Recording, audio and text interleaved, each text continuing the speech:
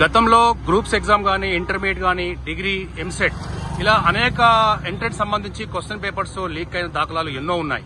మరి ఈ రోజు వైద్య విద్య నీట్ పేపర్ కూడా లీక్ అవడం చాలా బాధాకరం. దీనిపై మీరేమంటారు? నీట్ పేపర్ లీకేజ్ అనేది ఒక పేపర్కి 30 లక్షలు కొనుక్కోవడం అంటే మన జీవితం, ఒక మనిషి యొక్క ప్రాణం విలువ కూడా 30-60 లక్షలు సంపాదించిన ఆలోచనతో ఉన్న వ్యక్తులు వైద్య విద్యను అభ్యసించడానికి ప్రధాన కారణమవుతుంది.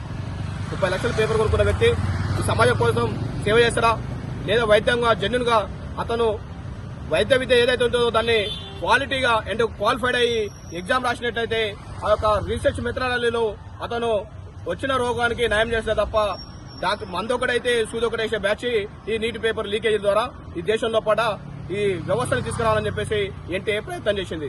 దాంట్లో ప్రయత్నంలో విఫలమైంది కానీ సఫలం కావాలి.